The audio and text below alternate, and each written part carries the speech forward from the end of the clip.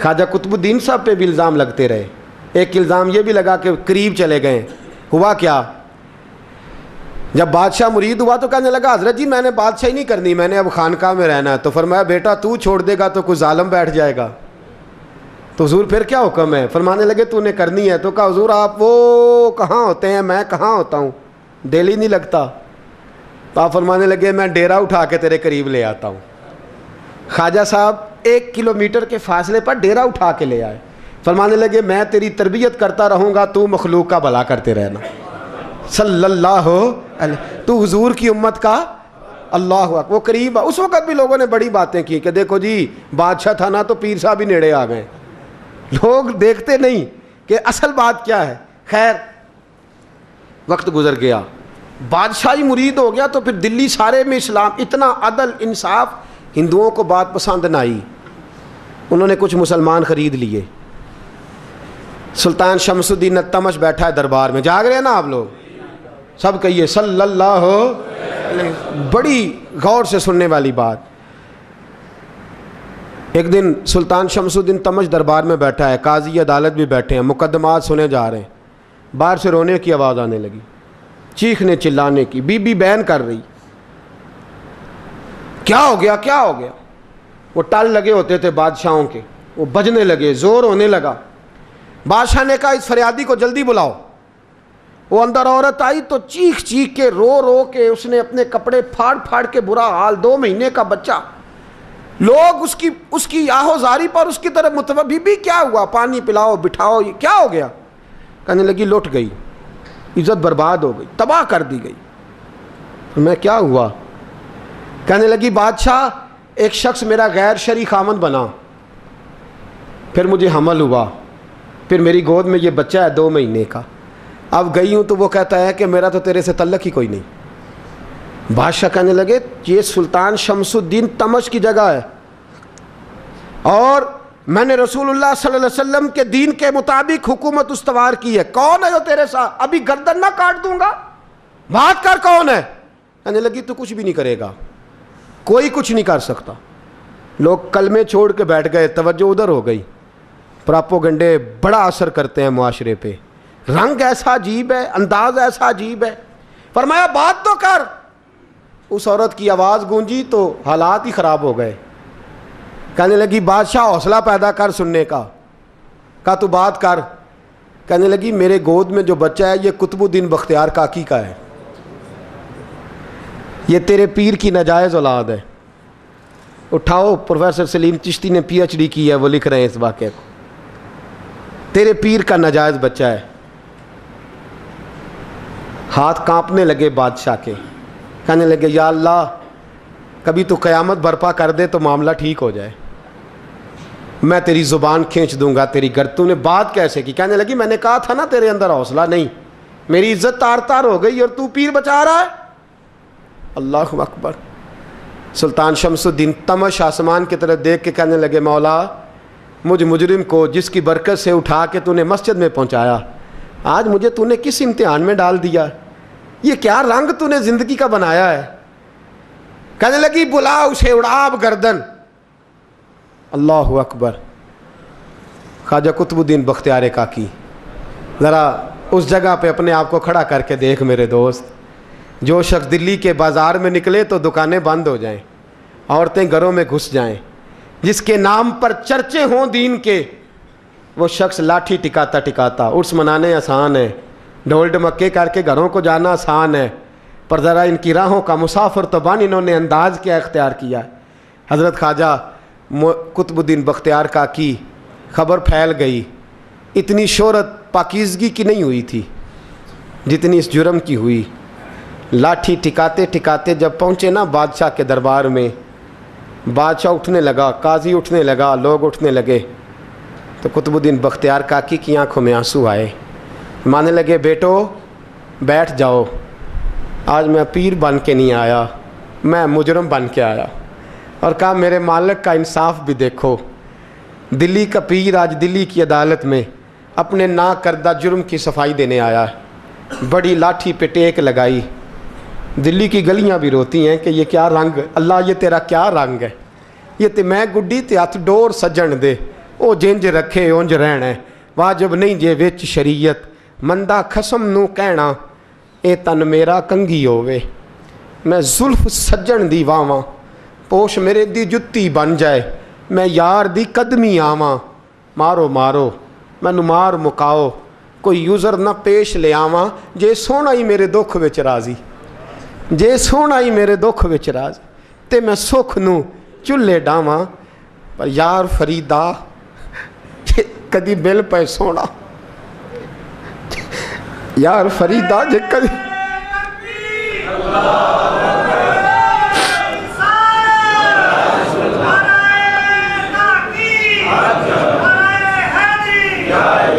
ਜੇ ਕਦੀ ਮਿਲ ਪਏ ਸੋਹਣਾ, ਬਸ ਉਹਨੂੰ ਰੋ ਰੋ ਹਾਲ ਸੁਣਾਵਾਂ।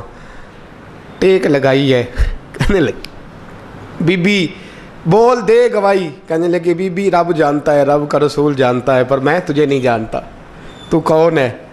कहने लगी अच्छा, वो लोगों को भेज के तहज्जुद के बहाने पिछले दरवाजे मुझे अंदर बुलाना, रब तेरा भूल जाना। फिर रोने लगी, फिर मकर करने लगी। मुझे बताइए ऐसा कोई मुकदमा हो तो लोग क्या कहते हैं? यकदम हालात बदलते हैं कि नहीं बदलते? दिल्ली का माहौल ही बदल गया, सारा सारा रंग ही बदल गया। वो औरत तो हिंदू थी, उसने तो झूठ मूठ के कलमे भी पढ़ रखे हैं। अल्लाह अकबर। ख्वाजा साहब पूछते हैं गवाह है कोई तेरे पास? तो 4 कलमा पढ़ने वाले खड़े हो गए। अल्लाह करे कलमा पढ़ने वाले बिका ना करें, आमीन तो कहें। वो खड़े होकर कहने लगे हाँ हमने आते भी देखा है, जाते भी देखा है। ख्वाजा कुतुबुद्दीन साहब ने नज़र उस्मान की तरफ उठाई, कहने लगे अच्छा जो तेरी मर्जी, मैं गुड्डी ते हथ डोर सज्जन दे, वो जिंज रखे उंज रहना है, वाजिब नहीं विच शरीयत, मंदा खसम नू कहना। कहने लगे सुल्तान यार एक रात की मोहलत नहीं दे देता। मैं सवेरे सुल्तान भी रो पड़ा कि पीर साहब मैं नौकर और मैं मोहलतें, अच्छा हुजूर जैसे मर्ज़ी। बाहर निकले, खादम कहने लगा हुजूर सवारी पे बैठ जाएं। वो मानने लगे नहीं यार आज पैदल जाना है। इस दिल्ली के चौंकों ने मुझे बड़ी सलामियाँ दी है, ज़रा मैं देखूँ तो सही दिल्ली के बाज़ार मेरी रसवाई पे क्या कहते हैं। मुझे ज़रा ये पत्थर भी खाने दे, इनका जायका भी। पैदल गए, दुनिया सो गई तो दिल्ली के बादशाह ने अजमेर की तरफ मुँह किया। ख्वाजा मोइनुद्दीन हयात थे। बेखबर हो जो ग़ुलामों से वो आका क्या है, बेखबर हो जो ग़ुलामों से वो मुँह किया। कहने लगे मोइनुद्दीन मैं कोई लवारस तो नहीं ना, मैं कोई लवारस हूँ कि यहाँ जो मेरे साथ मर्ज़ी हो जाए। तेरी मजबूरियाँ दुरुस्त मगर तेरा वादा था साथ देने का वक्त आया है। मैं कोई लवारस नहीं कि अब तू अजमेर में बैठा रहे और मैं दुख सारा अकेले बर्दाश्त करूं। बुढ़ापे का मुझे भी पता है, कमज़ोरी का मुझे भी पता है, ज़ोफ़ का मुझे भी पता है, पर तत्ती थोड़े थकड़े खानदड़ियाँ, मैं भी तो तेरे नाम तो मुफ्त भी खानदड़ियाँ। मुझे भी तो पता है ना मनम गुलाम ने अली हैदरीयम कादरीयम तमज़े अहमद रज़ा खामी ज़नम। मैंने भी तो अपना नाम नहीं ना जपा, तेरा ही जपा है सारी ज़िंदगी। ये लफ्ज़ कहे, कहते मैं रोया। आँख लगी तो हज़रत ख्वाजा मोइनुद्दीन साहब ख्वाब में मिले। कहने लगे कुतुबुद्दीन मेरा इंतज़ार करना, मैं पहुँच रहा हूँ। मेरा इंतज़ार करना, मेरा इंतज़ार। क्या कहा मियाँ साहब ने? कहते हैं माली दा कम पानी देना, फल कच्चे होण या पक्के, ये पीर मुरीद दे सिर ते ही रहिंदा है, झूठे होण या सच्चे। मैं आया, फिक्र ना करना। हज़रत सवेरे उठे, फिर गए अदालत। फिर कहा ना भाई प्रोटोकॉल, मुजरमों का प्रोटोकॉल नहीं होता, मैं अकेला जाऊंगा। जिसके आगे पीछे नारे होते तने तनहा। 2-4 मिनट ज़्यादा ले लूँ आज आप हजरात। कहते मैं पहुंचा अदालत और जाके जब कहा ना कि हाँ जी हुजूर बताइए गवाह भी खिलाफ है, मुकदमे बोलें, तो कहने लगे मुझे मेरे शेख ने हुक्म दिया है कि मेरा इंतज़ार करना।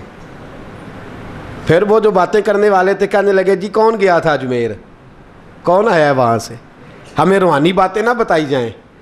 यहाँ से तो एक दिन में पहुँचा नहीं जा सकता, ट्रेन भी 36 घंटे लेती है दिल्ली से जाने में। तो कहा यह कैसे हो सकता है, कोई रात को रात आपको खबर हो गई, आप केस को लंबा ना करें।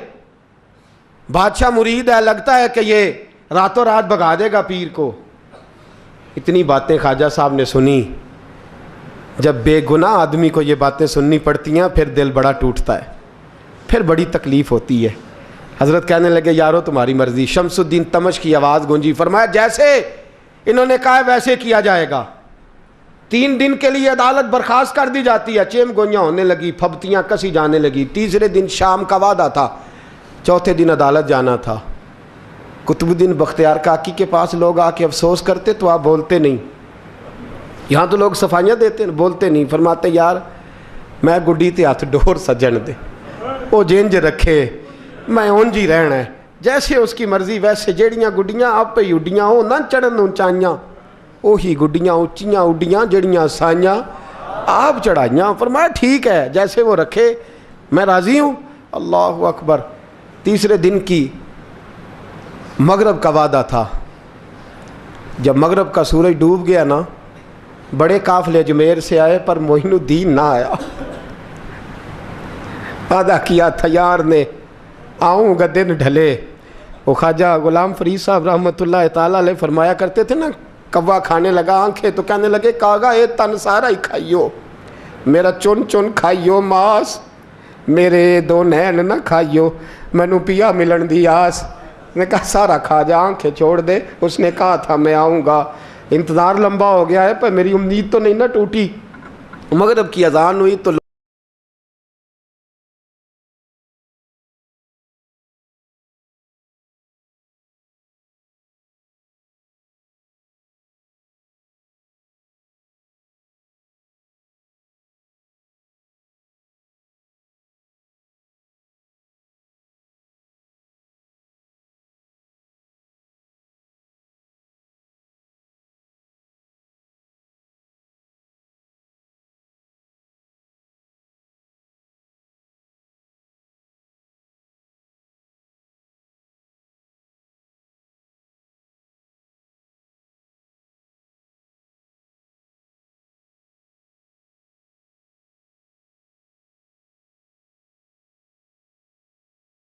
کا پیچھے ہٹ. تو زیادہ عزت والا ہے کہ یوسف زیادہ عزت والا تھا؟ تو زیادہ مقام والا ہے کہ عائشہ زیادہ مقام والی تھی؟ چپ کر, یہ کوئی صوفیاء کا طریقہ ہے؟ چپ کر. عرض کی حضور غلطی ہو گئی, میں پہلے نہیں رویا, تو ملا ہے تو رویا ہو. میں پہلے نہیں تڑپا, میں نے شکوا نہیں, تو ملا ہے. اپنا ہی کو ملے تو دکھ یاد آتے ہیں نا. فرمایا چپ کر, جا سلطان سے کہہ دے سویرے نماز کے بعد عدالت لگا دے. سویرے جب عدالت لگی نا تو خواجہ معین الدین صاحب بازو پکڑا خواجہ قطب صاحب کا, نکلے تو دیکھا لائنیں لگی ہیں, مجمع لگا ہے, آنکھوں میں آنسو آ گئے. کہا حضور آپ کیوں روتے ہیں؟ فرمایا میرا دل تھا لوگ میرے کتب کی شان دیکھنے آئے, یہ کتنے بدبخت ہیں, میرے کتب کی رسوائی دیکھنے آئے. کتنے نالائق ہیں, رسوائی دیکھنے اتنے آئے ہیں, شان دیکھنے آتے ہی نہیں. اللہ اکبر. جب میدان لگا خواجہ صاحب پہنچے, عورت کو کہنے لگی اللہ سے ڈر جا, وقت تھوڑا ہے, تو مر جائے گی. کہنے لگی مجھے داستانیں نہ سنائیں. قاضی صاحب سے کہنے لگے قاضی صاحب آپ حقیقت حال سے آگاہ ہیں, خیال کریں. کہنے لگے خواجہ صاحب دلیلیں نہ دیں, گواہ لائیں, واز نہ کریں. خواجہ صاحب رحمۃ اللہ علیہ کہنے لگے گواہوں کو بلاؤ. گواہ آئے تو خواجہ معین الدین صاحب نے نظر, تم ہو میرے کتب پر, میرے کتب کے جرم کے گواہ. ان کی زبانیں کانپنے لگیں, ہاتھ کانپنے لگے. میں بولتے کیوں نہیں؟ جب ان کی نظریں جھکی تو بادشاہ کہنے لگا اگر اب تم نے گواہی نہ دی تو تمہیں میں مجرم بنا کے 80 کوڑے ماروں گا. کہنے لگا جی دیکھا ہے, جی دیکھا ہے ہم نے تہجد کے وقت. جب سب گواہیاں پوری ہو گئیں, عورت بھی تڑپ رہی ہے, رو رہی ہے, 2 مہینے کا بچہ گود میں ہے. اب بولیے بولیے. علماء ظواہر بھی کھڑے ہیں, حسد کرنے والے جلنے والے بھی کھڑے ہیں, ہندو تو ویسے ہی تالیاں بجا رہے ہیں. اجمیر کا بوڑھا, اور یہ آخری پھیرا تھا خواجہ معین الدین کا دلی میں. اس کے بعد ظاہراً دوبارہ نہیں آئے. اٹھے لاٹھی ٹکاتے ٹکاتے اور میدان کے اندر جا کے نا, بڑے میدان میں مجمع تھا, سر سجدے میں رکھا. کہنے لگے یا اللہ میں ہندوستان مرضی سے نہیں آیا, تیرے رسول کا بھیجا آیا ہوں. پھر اٹھے اور کہنے لگے مولا تیرے نبی کا فرمان ہے کہ میری امت کے علماء بنی اسرائیل کے نبیوں کی طرح ہوں گے. اگر یوسف کے لیے بچہ بول سکتا ہے تو میرے کتب کے لیے بھی بولنا چاہیے. اگر یوسف علیہ السلام کے لیے بول سکتا ہے تو میرا قطب الدین بھی سچا ہے. اس کے لیے پھر اٹھے, اس بی بی کی طرف بڑھے. لوگ کہنے لگے نہ جانے اب کیا ہوگا. جب اجمیر کے بادشاہ نے, عطا رسول نے, ہند الولی نے, امام الاولیاء نے کپڑا کھینچا اور کہنے لگے وہ بچے تو جانتا ہے نا تیرا باپ کون ہے, 2 مہینے کا بچہ. جب نانا بولا تو بی بی کہنے لگی اب کیا کر رہے ہو, بچے بھی کبھی بولے ہیں. میں بی بی چپ کر, ان اللہ علی کل شیء قدیر, میں کمزور رب کا ماننے والا نہیں, قدرتوں والے رب کا ماننے والا ہوں. وہ چاہے تو بچے بھی بولتے ہیں. قرآن کہتا ہے حضرت عیسیٰ بولے تھے انی عبد اللہ آتانی الکتاب. مریم بھی تو ولی اللہ تھی, وہ نبی تو نہیں تھی. اگر ولی اللہ بنی اسرائیل کا ہو بچہ بول سکتا ہے, تو اگر ولی اللہ محمد عربی کی امت کا ہو تو بچہ پھر بھی بول سکتا ہے. یوں کپڑا ہٹایا, بچہ بول. 2 مہینے کا بچہ ماں کی گود میں اٹھ کے بیٹھ گیا اور بچہ بول کے کہنے لگا السلام علیکم یا ولی اللہ. جب یہ لفظ ادا کیے تو نعرے لگنے لگے, لوگ رونے لگے. بی بی بے ہوش ہو کے گری, فرمانے لگے مجھے سلام نہ کر, میرے کتب کی بات بتا. کہنے لگا قسم ہے اللہ کی عزت کی, وہ سامنے مجمع جو سردار بیٹھا ہے وہ میرا باپ ہے. قطب الدین تو بے گناہ ہے, قطب الدین تو بے گناہ ہے, میرا باپ تو وہ بیٹھا ہے. یہ قاضی بھی سازش میں شریک ہے. کئی مسلمان خریدے گئے, یہ گواہ خریدے گئے. جب گواہی ہو گئی, بچہ یہ لفظ کہہ کے اللہ اکبر کہتا ہوا پھر چپ کر گیا. خواجہ قطب الدین صاحب کا بازو پکڑا, خواجہ معین الدین صاحب نے مجمع سے باہر نکلے. لوگ کہنے لگے حضور آپ کچھ بولتے نہیں. فرمانے لگے جس نے بولنا تھا وہ بول چکا ہے, جس نے بولنا تھا وہ جو جادو, وہ جو سر چڑھ کے بولے. فرمایا تم نے افواہوں پہ نظر رکھی اور میں نے اللہ کی قدرت پہ نظر رکھی. تم نے اس کے کردار کو جھنجھوڑا اور میں نے اس کے کردار کو تعمیر کیا. حضرت سلطان شمس الدین تمش بھی پیچھے دوڑے, کہا حضور کہاں لے جا رہے ہو. فرمایا کتب میرا ہے, میں جمائر ساتھ لے کے جا رہا ہوں. اب میں نے اپنا بچہ تمہارے سپرد, اب میرے پاس رہے گا.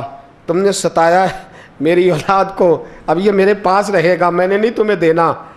لوگ راہیں بچھا کے, نظریں بچھا کے بیٹھ گئے, پاؤں میں گر گئے. کہنے لگے حضور ہمارے لیے نہیں, رسول اللہ کے دین کے لیے, ہمارے لیے نہیں, تعمیر شریعت کے لیے, ادائے سنت کے لیے چھوڑ جائیے. خواجہ صاحب کہنے لگے قطب الدین جا, تجھے چھوڑ کے جاتا ہوں, اب قیامت تک کوئی تیری رسوائی کی جرت نہیں کر سکے گا.